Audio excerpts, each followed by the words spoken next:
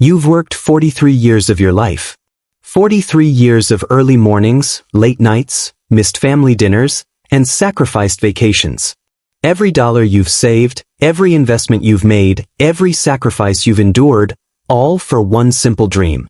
A comfortable retirement where you could finally breathe, finally rest, finally enjoy the fruits of your decades of labor. Now imagine your own daughter, the child you raised, loved, and provided for, looking you dead in the eye and telling you that money belongs to her. That your retirement fund, your life's work, should be handed over to fund her lifestyle. That somehow, someway, she's entitled to the security you've spent half a lifetime building. This isn't fiction. This isn't some nightmare scenario dreamed up for entertainment. This is my reality. And if you stick around for the next 30 minutes, I'll tell you exactly how my 26-year-old daughter nearly destroyed our family over money she never earned, never worked for, and somehow convinced herself she deserved. Let me paint you a picture of who I am, because context matters in a story like this. I'm 58 years old, a single mother who's been on her own since my daughter Emma was 7. Her father decided that responsibility wasn't for him and disappeared into the wind, leaving me to figure out how to be both mother and father, provider and nurturer, disciplinarian and best friend. I won't lie to you, those early years were brutal. I worked as a medical secretary during the day and cleaned offices at night. Emma would do her homework in empty conference rooms while I vacuumed around her, her little voice reading math problems aloud while industrial vacuum cleaners hummed in the background. Some nights, I'd carry her sleeping form to the car at midnight, her backpack slung over my shoulder, both of us smelling like industrial cleaner and exhaustion. But here's the thing about rock bottom, it gives you something solid to build on. Every late night, every missed social event, every time I chose overtime over leisure, I was building something. Not just a bank account, but a future. A future where Emma would never have to clean offices at midnight. A future where I could retire with dignity instead of working until I literally couldn't anymore. By the time Emma graduated high school, things had changed dramatically. I'd worked my way up to office manager, then administrative director, finally landing a position as operations coordinator for a mid-size healthcare company. The pay was good, really good. For the first time in nearly 2 decades, I wasn't choosing between groceries and gas, between Emma's school supplies and my own needs. But success, I learned, can be just as challenging as struggle. Because somewhere along the way, Emma's relationship with money began to change. And I didn't see it coming until it was almost too late. The first red flag should have been the credit card incident when Emma was 22. She'd graduated college, which I'd paid for, by the way, every single tuition payment, every textbook, every meal plan, with a degree in marketing. She moved back home temporarily while job hunting, which I was happy to support. What mother wouldn't want to help her daughter transition into adulthood? But, temporarily, stretched into 6 months. Emma had interviews, sure, but nothing that met her standards. The pay wasn't high enough, the commute was too long, the office culture wasn't inspiring enough. Meanwhile, she was living rent-free, eating groceries I bought, using utilities I paid for, and somehow still accumulating debt. The credit card revelation came on a Tuesday evening in March. I remember the date because it was the day before my annual performance review, and I was already stressed about asking for a raise. Emma approached me while I was reviewing my presentation materials, wearing that particular expression she'd perfected as a teenager, the one that somehow managed to look both innocent and manipulative at the same time. "Mom," she said, sliding into the chair across from me, "I need to talk to you about something. It's kind of important." The words that followed still echo in my memory with crystal clarity. She'd opened 3 credit cards in her name but using my address. She'd maxed out all 3. The total debt? $14,637. She rattled off the number like she was reading a grocery list, as if that amount of money meant nothing. "I know it sounds like a lot," she continued, not meeting my eyes, "but I was thinking you could just pay them off and I'll pay you back over time. It would be so much easier than dealing with all these different companies and interest rates." The audacity of it hit me like a physical blow. Not just the debt itself, but the assumption. The casual certainty that I would, of course, solve her problem. That my hard-earned money was somehow available for her poor. Decisions. That $14,000, money I could have put toward my retirement, was something I should hand over without question. But here's what really gets me, what still makes my blood pressure spike when I think about it. She wasn't sorry. She wasn't embarrassed. She wasn't even particularly concerned. She was just expectant. Like I was an ATM that happened to give birth to her 26 years ago. I did pay off those credit cards. God help me, I did.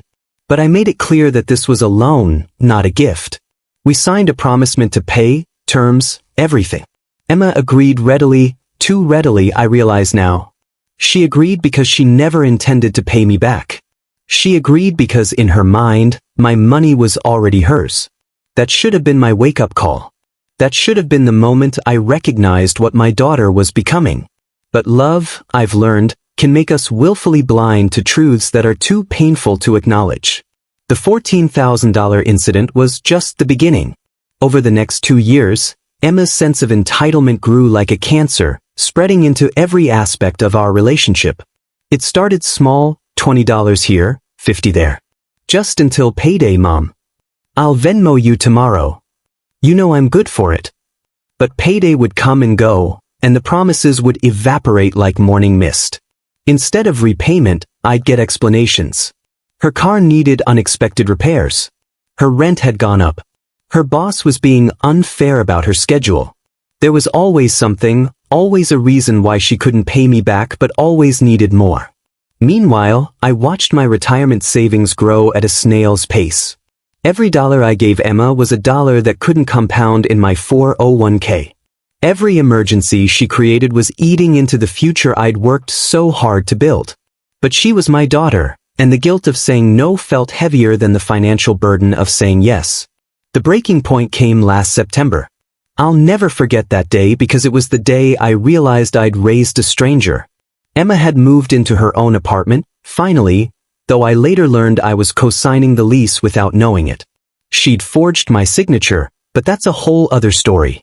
She called me on a Saturday morning while I was enjoying my coffee and reading, one of the simple pleasures I'd learned to savor in my middle age. Her voice had that particular edge to it that I'd learned to dread, the tone that meant she wanted something big.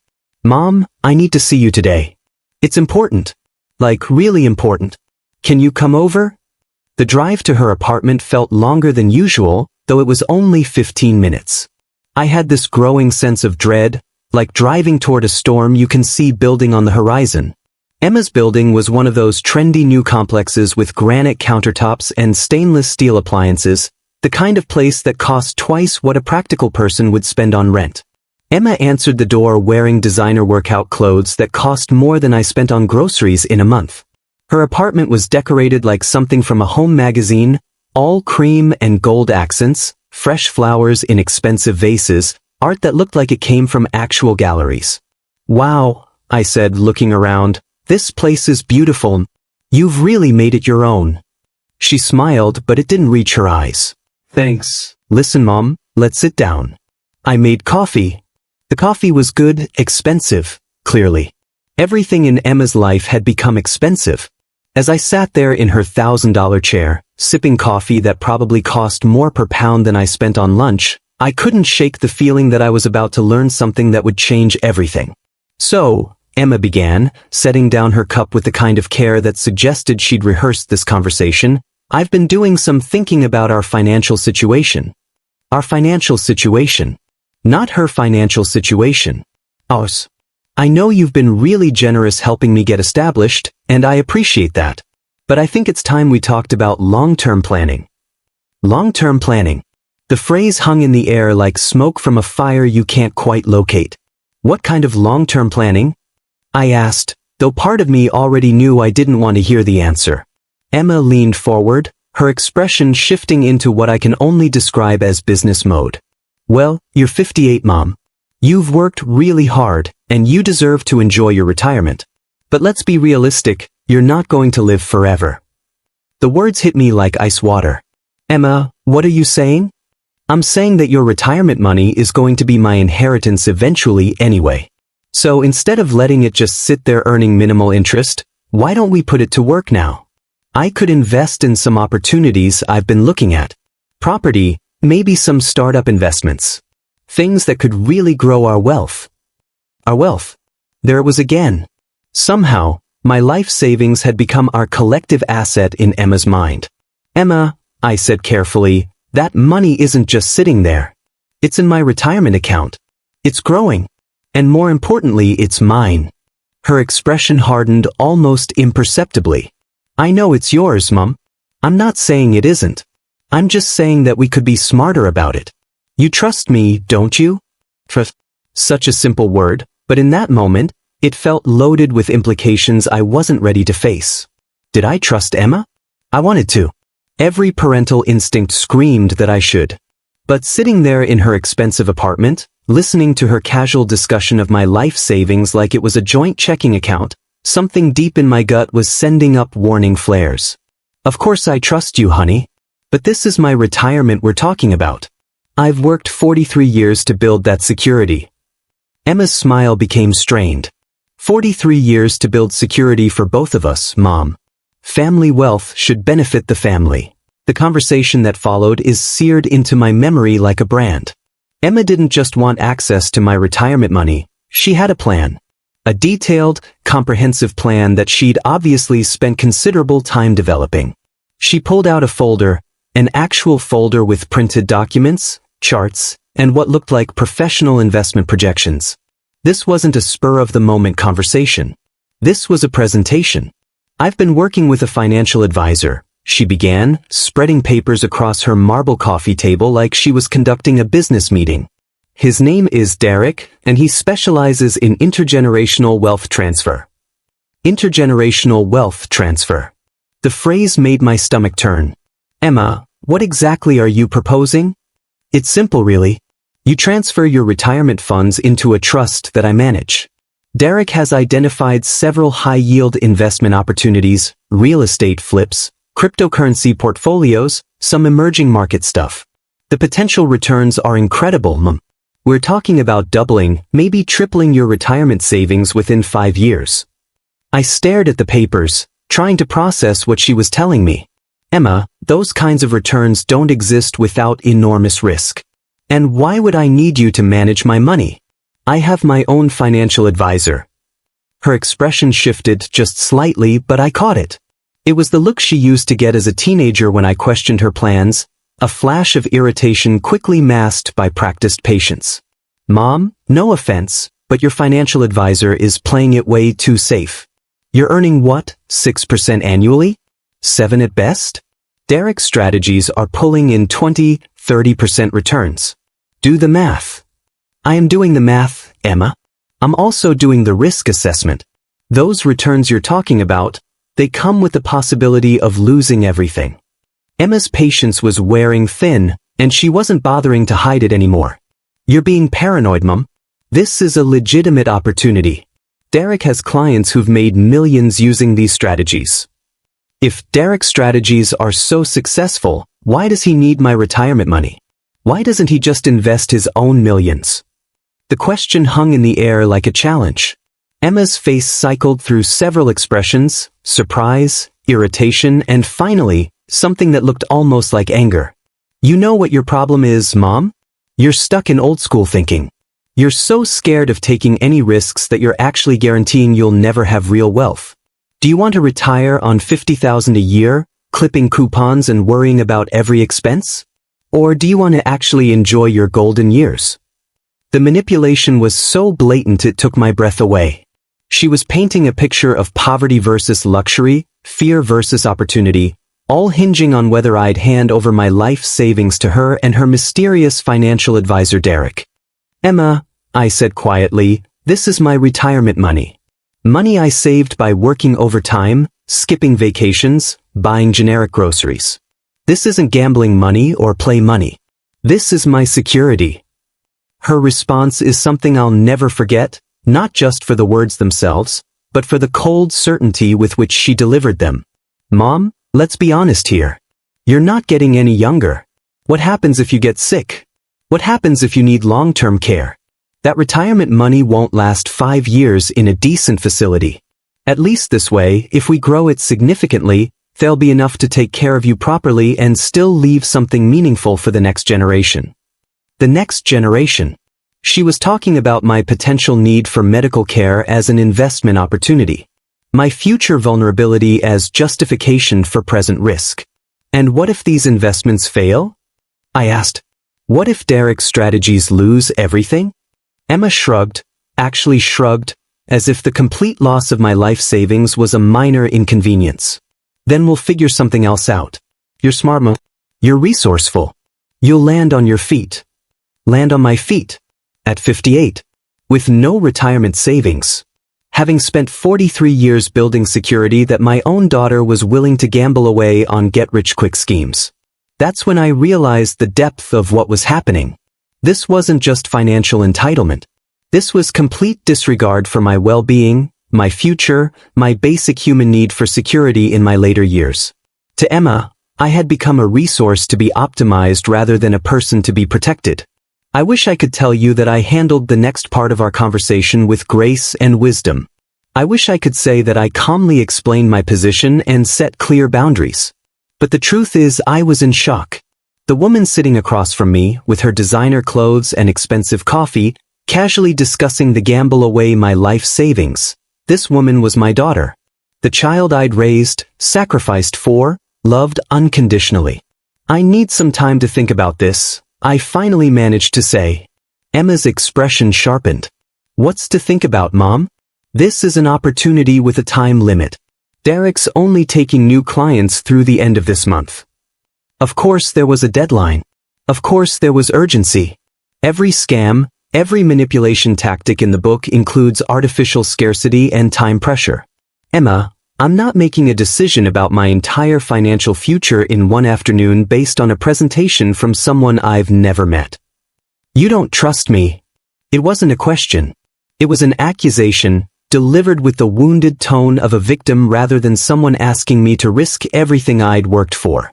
This isn't about trust, Emma. This is about common sense. About financial responsibility. About not gambling with money I can't afford to lose. Everything is a gamble. Keeping your money in conservative investments is a gamble too, a gamble that inflation won't eat away your purchasing power. A gamble that you won't need more money than you think. At least this way, we're gambling on growth instead of gambling on stagnation. The word, we, kept appearing in her arguments. We're gambling. Our wealth. Our financial future. Somehow, my individual retirement account had become a joint asset in her mind, and she was genuinely frustrated that I wasn't seeing it the same way. Emma, can I ask you something honestly? Of course. Have you ever considered what happens to me if these investments fail? Have you thought about what my life would look like at 75 with no savings, no security, potentially no home? For just a moment, I saw something flicker across her face. It might have been guilt, or uncertainty, or recognition of the human impact of what she was proposing. But it passed quickly, replaced by determination. Mom, you're catastrophizing. Derek wouldn't recommend investments he wasn't confident about. And besides, if something did happen, you know I'd take care of you. Take care of me. The woman who was asking me to risk my life savings was assuring me that she'd take care of me if her plan failed. The irony was breathtaking. How, Emma? How would you take care of me if you've already lost my retirement money? I'd figure something out. We'd figure something out. That's what families do. That's what families do. Apparently, what families do is gamble away their parents' financial security and then promise to figure something out if the gamble fails. I stood up, gathering my purse and jacket. I need to go home and think about this. Emma's mask slipped entirely. Seriously? You're just going to leave? We're having an important conversation about our financial future, and you're walking out. Emma, this conversation is about my financial future. My retirement money. My security. And I get to decide what happens to it. Fine. Her voice was cold now, all pretense of concern or family unity gone. But don't come crying to me when you're eating cat food in some rundown senior center because you were too scared to take a real opportunity. The cruelty of that image, me eating cat food in a rundown facility, was clearly intended to hurt. But what hurt more was the realization that my daughter could picture my future suffering and use it as a weapon against me. I left her apartment that day knowing that something fundamental had broken between us. But I had no idea how much worse things were about to get. What followed over the next 3 weeks was a campaign of emotional manipulation that would have impressed professional con artists. Emma didn't just accept my initial no. She treated it as the opening move in a negotiation she was determined to win. It started with guilt. Daily phone calls about how disappointed she was in my lack of trust. Text messages about how she'd never realized how little I believed in her abilities. Voice messages where she'd cry about feeling abandoned by the person who was supposed to support her dreams. "Mom, I just don't understand why you won't even consider this. Derek says the window is closing, and I feel like you're sabotaging not just my future, but yours too." Then came the anger phase. Emma started questioning my mental capacity, suggesting that maybe I was getting too old to make sound financial decisions. She wondered aloud whether I was becoming one of those elderly people who get paranoid about money and make poor choices out of fear. "Mom, I'm worried about you. You're becoming so suspicious of everything. Maybe you should talk to someone about these fears you're having." The gaslighting was textbook perfect. I was paranoid for not wanting to gamble my retirement savings. I was fearful for preferring secure investments. I was suspicious for questioning a financial advisor I'd never met who promised impossible returns. But the worst part, the part that nearly broke me, came during week 3. Emma showed up at my workplace. I was in the middle of a budget meeting when my assistant knocked on the conference room door. "Sarah, I'm sorry to interrupt, but your daughter is here. She says it's an emergency." My heart stopped. Emergency? In that split second, 1,000 possibilities flashed through my mind. Car accident. Medical crisis. Something terrible that would explain why Emma was at my office in the middle of a Tuesday afternoon. I excused myself from the meeting and rushed to the lobby, where Emma was pacing near the reception desk. She was dressed professionally, more professionally than I'd ever seen her dress for anything, and she looked genuinely distressed. "Emma, what's wrong? What's the emergency?" She looked around at the other people in the lobby, then pulled me aside toward a more private corner. "Mom, we need to talk. Derek called me this morning. The opportunity one told you about? It's closing tomorrow. Tomorrow. If we don't move on this today, we lose everything." I stared at her in disbelief.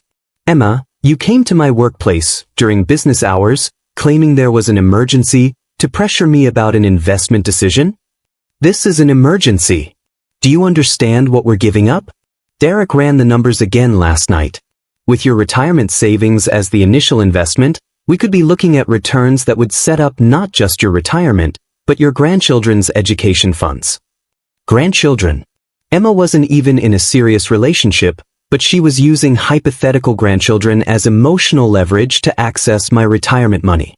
"Emma, you need to leave. This is my workplace, and I have responsibilities here." "Fine," she said, her voice rising just enough that the receptionist looked over. "But don't blame me when you're struggling in retirement because you were too stubborn to listen to good advice. Don't blame me when you realize you could have secured your future but chose fear instead." She left, but not before making sure her parting shot was loud enough for my colleagues to hear. I returned to my budget meeting with burning cheeks and the knowledge that my personal family drama had just become office gossip. That evening, I made a decision that would change everything. I called Emma and asked her to come over for dinner. I told her I was ready to discuss her proposal seriously, and I wanted to meet Derek myself. The relief in her voice was palpable. "Oh Mom, thank you. You won't regret this, I promise. Derek is going to be so excited. He's been holding that opportunity open specifically for us." But I had my own plan. I'd spent 3 weeks researching Derek's investment strategies, his company, his background. What I'd found was about to turn this whole situation upside down. Derek Martinez arrived at my house the following evening driving a leased BMW and wearing a suit that screamed, "Fake it till you make it." He was younger than I'd expected, maybe 35, with the kind of aggressive confidence that immediately put me on guard.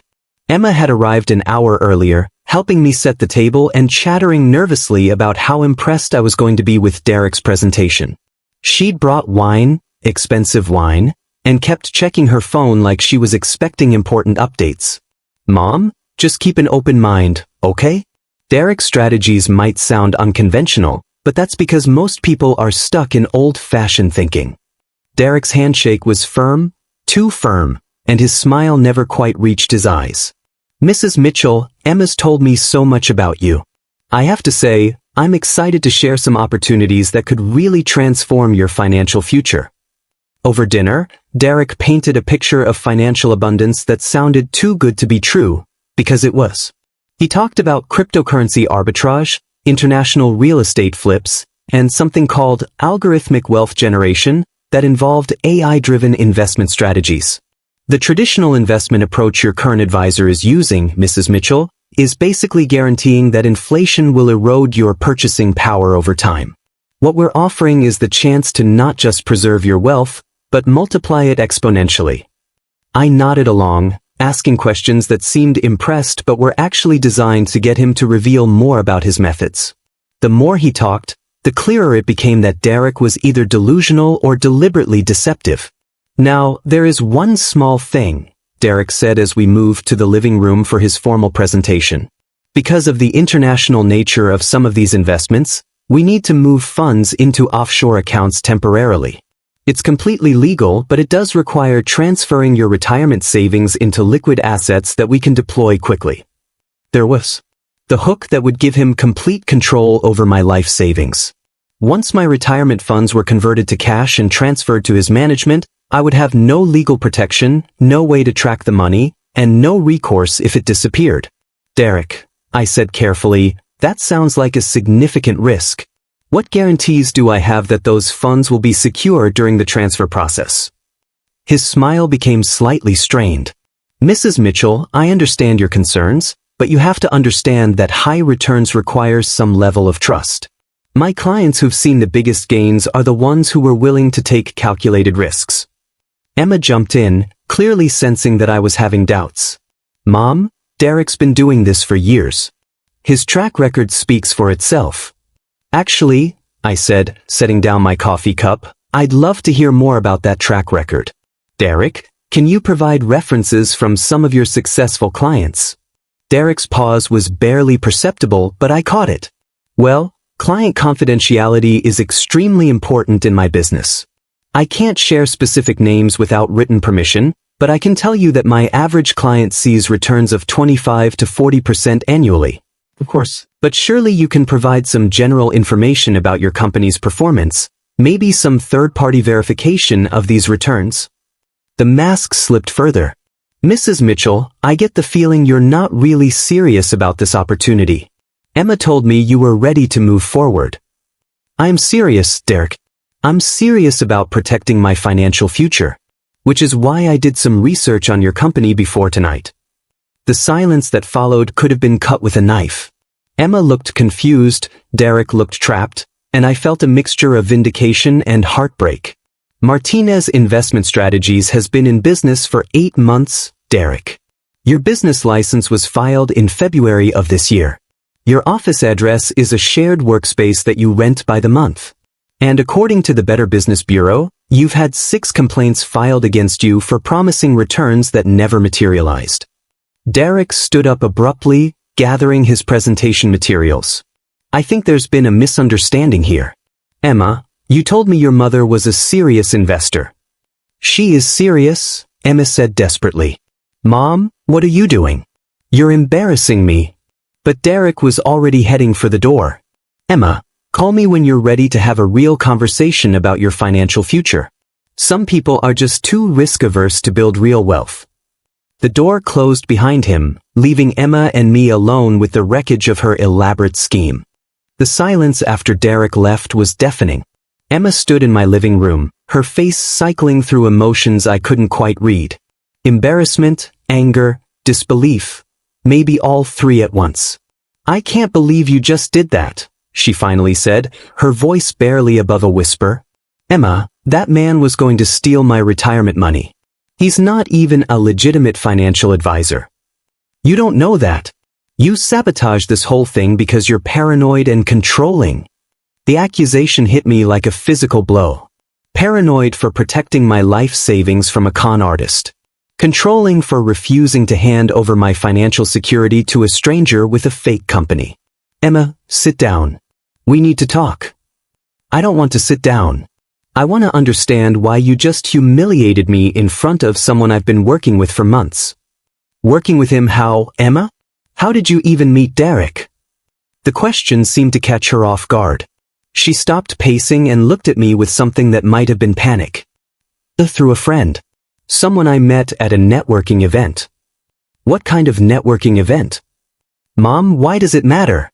The point is that Derek has opportunities that could benefit both of us, and you just destroyed that because you can't trust anyone. But I wasn't going to be deflected. Not anymore. Emma, I need to ask you something, and I need you to tell me the truth. Have you given Derek any money? The pause was all the answer I needed. It wasn't much, she said finally. Just a small investment to show good faith. To secure my position in his investment group. How much, Emma? $5,000. $5,000. Money she didn't have. Money she'd probably borrowed or put on credit cards, based on the promise that she'd soon have access to my retirement savings to pay it back. Emma, you've been scammed. Derek took your money, and now he was trying to take mine. This whole thing, the investment opportunities, the time pressure, the offshore accounts, it's all a con game.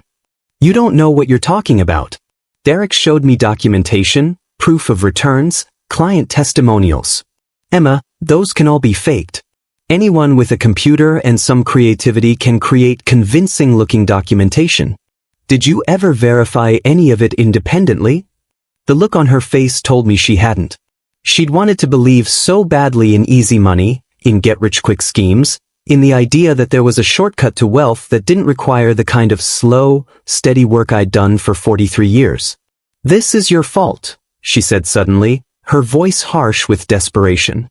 If you had just trusted me, if you had just gone along with the plan, we could have all made money. But you had to be suspicious and paranoid and ruin everything. The victim blaming was breathtaking. Somehow, my refusal to be scammed was the problem. My insistence on due diligence was the issue. My protection of my life savings was the mistake. Emma, I need you to listen to me very carefully. Derek Martinez is a con artist. He took your $5,000, and he would have taken my retirement savings if I'd let him. You are not the victim here, you're the person who tried to help him victimize me. The words hung in the air between us like a bridge neither of us wanted to cross. But they needed to be said, because at some point in this whole nightmare, my daughter had stopped being Derek's victim and started being his accomplice. I never meant for this to happen, Emma said quietly, and for the first time in months, she sounded like my daughter again. I wanted us both to have more. I wanted to not have to worry about money anymore. Emma, there's nothing wrong with wanting financial security. But there's no shortcut to it. No magic investment that turns thousands into millions without risk. The only way to build real wealth is the way I did it, slowly, steadily, with discipline and patience. She looked around my living room, at the furniture I'd saved up to buy, the photos documenting years of gradual progress, the visible evidence of a life built through consistent effort rather than dramatic windfalls. I'm sorry, Mom, she said finally. I'm sorry I brought Derek here. I'm sorry I pressured you. I'm sorry I made you feel like your money wasn't really yours. It was the first genuine moment we'd shared in months, and I felt my heart breaking and healing at the same time. The weeks that followed were a slow process of rebuilding trust and redefining boundaries. Emma didn't magically transform overnight. Entitlement that deep doesn't disappear with a single conversation. But she did start taking responsibility for her choices, including the $5,000 she'd lost to Derek Aim to. She got a second job to pay off her credit card debt without asking me for help. She moved to a smaller, more affordable apartment. Most importantly, she stopped treating my finances as a family asset that she had any claim to.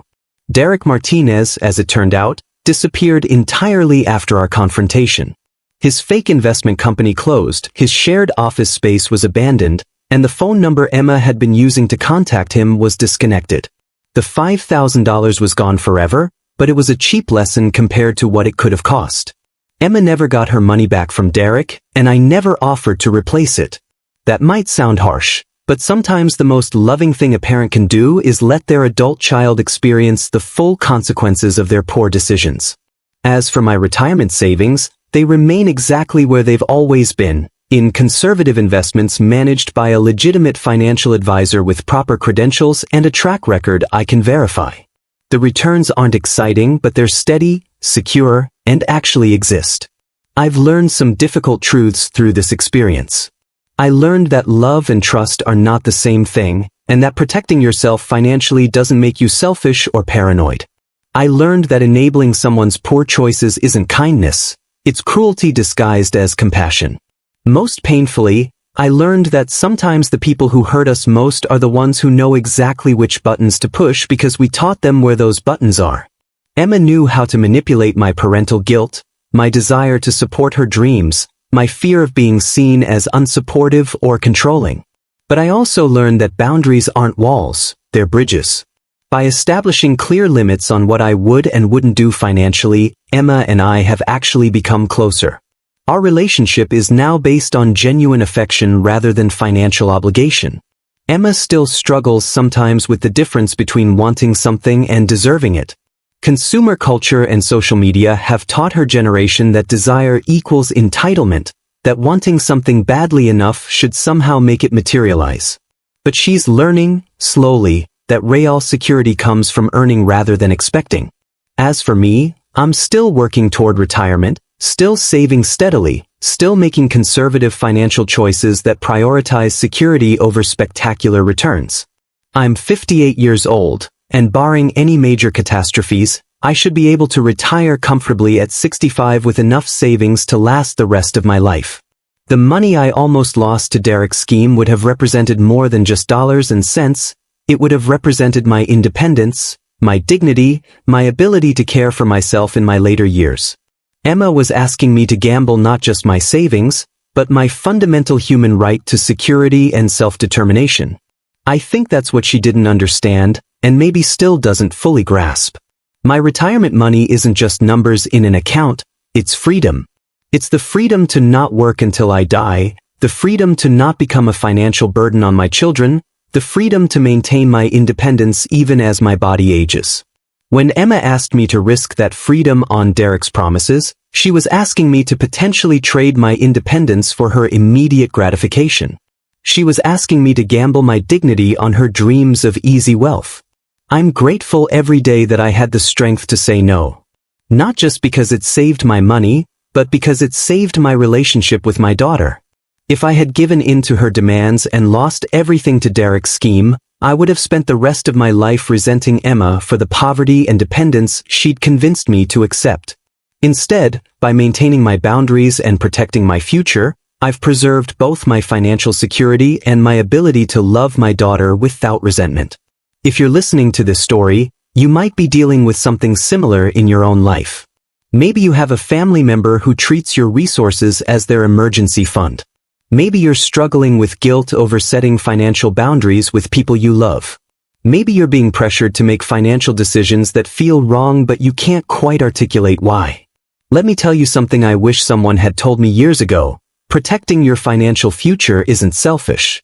It's responsible.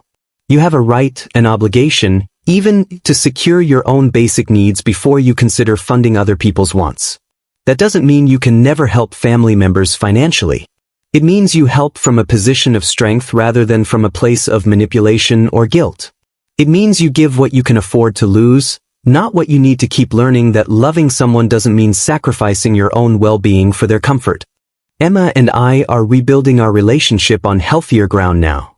She's learning to value what she earns rather than what she can extract from others. I'm learning that loving someone doesn't mean sacrificing your own well-being for their comfort. It's been 6 months since the Derek incident, and Emma has never again suggested that my retirement money should be available for her schemes.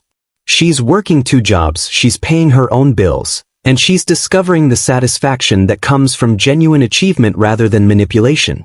Most importantly, she's learning a lesson that our culture doesn't teach very well anymore, that other people's resources are not your opportunity, that wanting something doesn't create an obligation for others to provide it. that your dreams are your responsibility to fund, not your family's burden to carry.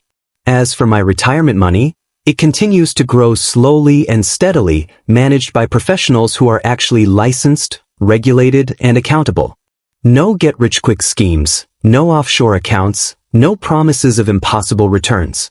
Just boring, reliable, legitimate investments that will fund a secure retirement. And you know what? That feels incredibly good. Every month when I see that account balance increase, I feel proud of myself for protecting what I've worked so hard to build. I feel grateful for the wisdom to recognize a scam when I saw one. Most of all, I feel secure in the knowledge that my future is in my own hands. If someone in your life is pressuring you to make financial decisions that feel wrong, trust that instinct. If someone is treating your savings as their opportunity, set boundaries immediately. If someone is using emotional manipulation to access your resources, recognize it for what it is and respond accordingly. Your financial security isn't selfish, it's essential. Your retirement savings aren't family assets. They're your personal insurance against poverty and dependence in your later years. Your money is yours to manage, yours to protect, and yours to give or withhold as you see fit. Don't let anyone convince you otherwise, even if they share your DNA. The hardest part of this whole experience wasn't protecting my money from Derek, it was protecting it from Emma. But sometimes the most loving thing you can do for someone is refuse to enable their worst impulses, even when those impulses are directed at you. Emma is better off learning financial responsibility now, at 26, than she would be inheriting money she didn't earn and couldn't properly manage later. My refusal to fund her schemes forced her to develop skills she never would have learned if I'd just written checks every time she asked. And I'm better off maintaining my financial independence and security, knowing that my retirement won't be a burden on my children because I protected it when protection was needed.